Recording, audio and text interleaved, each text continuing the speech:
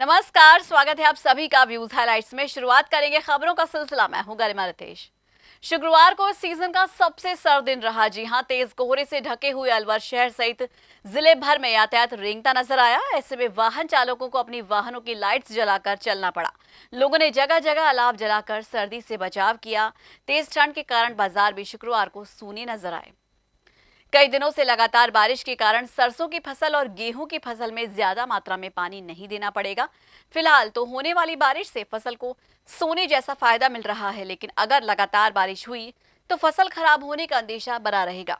इस बार बारिश के होने से किसानों को मंडी में 20 से 25% आवक होगी और अच्छे दाम मिल सकेंगे।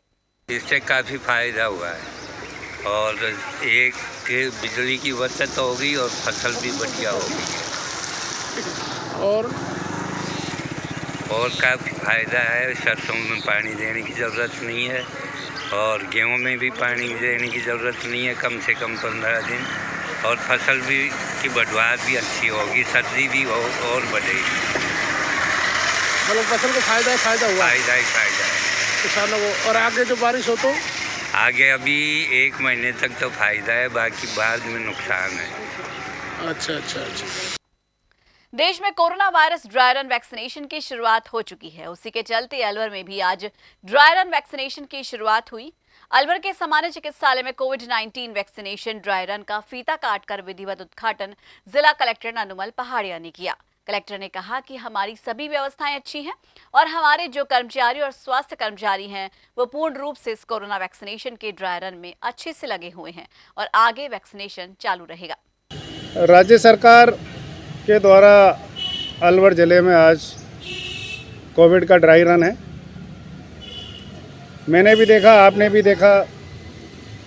यह हमारी जो व्यवस्थाएं हैं बहुत ही अच्छी हैं। इसमें सीएमएचओ साहब, पीएमओ साहब और इनकी टीम की जितनी तारीफ़ की जाए उतनी मुझे कम नज़र आ रही है। इनका उत्साह बहुत अच्छा है। इनका registration system, waiting room, observation room, इसके साथ साथ डॉक्टर्स भी इन्होंने लगा दिए हैं और पूरा का पूरा सिस्टम बहुत ही व्यवस्थित है और ऐप पर ऑनलाइन पूरी कार्रवाई की जा रही है। एक सिंबॉलिक कोविड-19 वैक्सीनेशन प्रोग्राम की सुरक्षित तरीके से उसको इम्प्लीमेंट किया जाए, क्रियान्वित किया जाए, उसको ध्यान में रखते हुए सारी तैयारियों के साथ में किया है।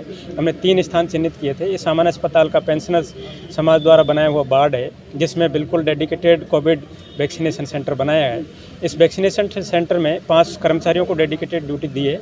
एक इनका सुपरवाइज़र भी है और यहाँ के पीएमओ साहब as a overall nodal officer हैं। तो यहाँ पर आप देख रहे हैं गार्ड हैं, गार्ड के पास में सैनिटाइज़र हैं और आपके थर्मल गन भी हैं।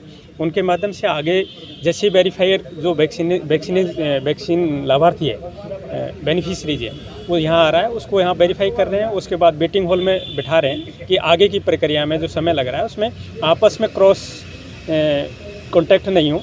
इस वजह से वेटिंग एरिया भी बिल्कुल प्रॉपर रूप से अरेंज किया हुआ है। दो गज की दूरी पर चेयर्स लगाई हुई हैं, उन अटैच लेट बार है। आगे जाके आपका काउंटर जो वेरीफाई। अलवर शहर में बढ़ते हुए अतिक्रमण को देखते हुए नगर परिषद पुलिस कंट्रोल रूम और कोतवाली पुलिस के संयुक्त तत्वावधान में गुरुवार शाम को बाजार का निरीक्षण किया गया।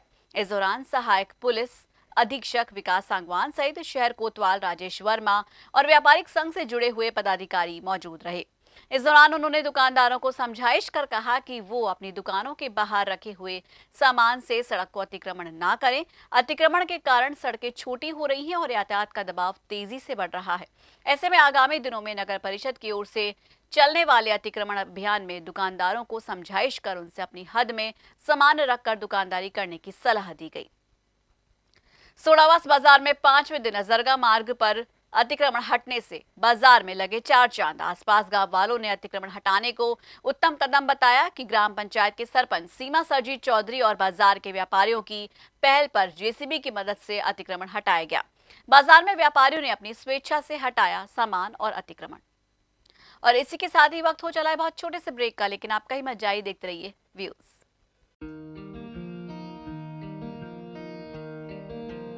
आप सभी अपने इन्वेस्टमेंट्स बचा के रखिए, क्योंकि त्रिहान होम डेवलपर्स अलवर की सबसे बड़ी सोसाइटी अपना घर शालीमार बनाने के बाद अब लेकर आ रहे हैं आपके लिए लग्जरी फ्लैट्स। इसलिए कुछ दिन रुकिए और लग्जरी फ्लैट्स के साथ अपनी नई जीवन शैली की कीजिए शुरुआत। ज्यादा जानकारी के लिए संपर्क करें।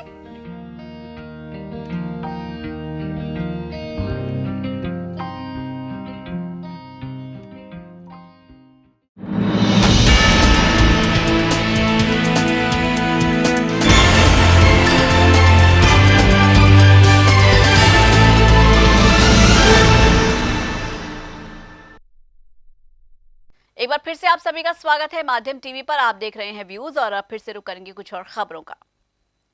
वन विभाग द्वारा इन दिनों जंगलों में वन्य जीवों पर नजर रखने के लिए कैमरा ट्रैप्स लगाए गए हैं। पेड़ों पर लगाए गए इन अत्याधुनिक कैमरों से अब वन्य जीवों पर वन विभाग नजर बनाए रखेंगे। सरिस्का क्षेत्र के लावंडी और बसाड़ा के घने जंगलों में विचरण कर रहे बाघों पर नजर रखने के लिए लगभग 1 दर्जन कैमरा ट्रैप में लगाए गए हैं। अलवर के एमआईए थाना अंतर्गत नाले में एक व्यक्ति के शव मिलने से सनसनी फैल गई। पुलिस ने शिनाख्त के बाद बताया कि 60 साल के अजीत सिंह की लाश मिली है, जो कि लिवारी का रहने वाला बताया जा रहा है। अजीत सिंह ट्रक ड्राइवर था। पुलिस ने नाले से लाश को निकलवाकर सामान्य चिकित्सालय स्थित मॉर्चरी में रखवाया। पुलिस ने बताया कि लाश करीब 7 से 8 दिन पुरानी लग रही है। परिजनों को सूचना दे दी गई है। परिजनों का कहना है कि 10 दिन पहले अरावली विहार थाने में अजीत सिंह की गुमशुदगी की रिपोर्ट दर्ज करवाई गई थी।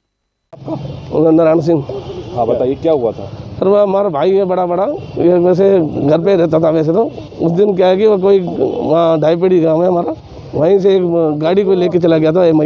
कोई ड्राइवर बाहर का ड्राइवर आया था रहने के लिए। कितने दिन पहले की बात? ये साहब 26 तारीख को शाम की टाइम की बात है। अच्छा 26 से मतलब गया तो हमने उसका शाम को फिर हमने 6 बजे करीब हमने देखा, मैंने अब तक घर नहीं आया, क्या बात है। हमने फ़ोन चालू किए सारे घर, कभी किसी ने किया, किसी ने कहा, फ़ोन बजता रहा, किसी ने फ़ोन नहीं उठाया। अच्छा फ़ोन नहीं उठाया नहीं, मैं जब कोई पता नहीं किस हाथ में किसने नहीं, फिर हमने बाद में भागदौड़ करी। जहाँ जाते सारे हमने मोटरसाइकिल उठाए, बच्चे सारे में छान मारे तो कोई कहीं नहीं मिले। दूसरे दिन हमने फिर साहब जाके रिपोर्ट करवाई थाने में, अरावली विहार थाने में। अरावली विहार थाने में जाके रिपोर्ट करवाई। रिपोर्ट करा के फिर उसी दिन से फिर हम परेशान हो रहे हैं, भागे ढूंढ रहे हैं, नहीं कोई पता। अलवर के पुलिस अन्वेषण भवन में आज अलवर एसपी तेजस्विनी गौतम द्वारा सभी पुलिस अधिकारियों और सभी पुलिस कर्मियों की मीटिंग ली गई। अलवर एसपी ने बताया कि नया साल है और जो पिछले साल में पुलिस ने अच्छा प्रदर्शन किया है उसके लिए सभी को बधाई दी गई और कहा आने वाले साल में जो पुलिस के लिए प्राथमिकता रहेगी, जैसे कि साइबर अपराधियों पर अंकुश लगाना, आर्म्स एक्ट और एनडीपीएस के ऊपर कार्रवाई, महिलाओं और बच्चों पर होने वाले अपराधों पर तुरंत अनुसंधान और व्यवहार में सुधार के लिए सभी पुलिसकर्मियों को निर्देशित किया गया है। एसपी ने कहा कि पिछले साल बेहतरीन पुलिसिंग करने वाले पुलिसकर्मियों को सम्मानित किया जाएगा और ये कार्यक्रम जल्द ही पुलिस लाइन में आयोजित होगा। देखिए नया साल है, पुलिस मुख्यालय की नई प्राथमिकताएं हैं 2021 के लिए और पिछले साल का जो एक बढ़िया प्रदर्शन अलवर पुलिस द्वारा रहा है, चाहे वो स्पेशल लोकल एक्ट में, चाहे बड़ी बड़ी ब्लाइंड मर्डर्स हुए उनको खोलने में, एक तो उसके लिए इनको बधाई दी गई है। और आने वाले नए साल के लिए जो टारगेट्स हैं, जो हमारी प्राथमिकताएं रहेंगी, पुलिस मुख्यालय की प्राथमिकताओं के साथ साथ साइबर अपराध पर अंकुश लगाना, आर्म्स एक्ट और एनडीपीएस के ऊपर एक बड़ा ऑर्गेनाइज क्रिमिनल्स के ऊपर एक कार्रवाई, महिलाओं और बच्चों के विरुद्ध होने वाले अपराधों की त्वरित अनुसंधान और व्यवहार में सुधार, और साथ ही साथ अपने पुलिस की ट्रेनिंग भी जो ज़रूरत है आने वाले टाइम में टेक्नोलॉजी एनेबल्ड पुलिस हो, उसके लिए भी इनको आज निर्देशित किया गया है। अलवर के आर्य कन्या विद्यालय में छोटू राम आर्य ट्रस्ट द्वारा महात्मा गांधी की 150वीं जयंती में हुई ऑनलाइन प्रतियोगिता में मेरिट में आने वाले बच्चों को किया गया सम्मानित। इस कार्यक्रम में राज्य श्रम मंत्री टीकाराम जूली ने पहुंचकर बच्चों को सम्मानित किया और साथ ही स्टाफ को सैनिटाइजर, मास्क और साबुन देकर उनकी हौसला अफजाई भी की।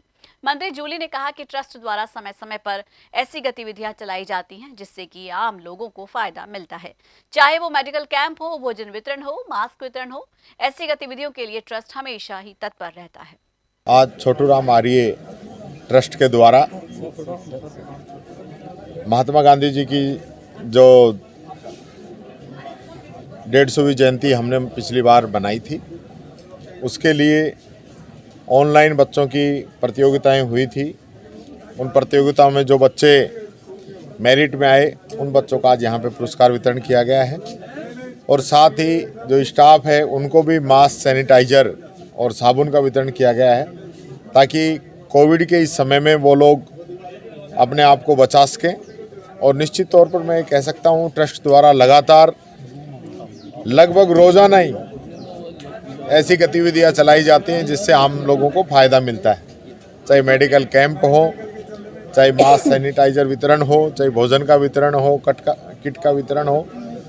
हर प्रकार से ट्रस्ट लोगों की मदद में तत्पर रहता है। कोविड-19 का खतरा फिलहाल थमा नहीं है, इसलिए बिना मास्क लगाए घर से बाहर कदम ना रखें, क्योंकि 2 गज दूरी मास्क है जरूरी। और जब तक वैक्सीन नहीं आती तब तक मास्क ही आपके लिए वैक्सीन का काम कर रहा है।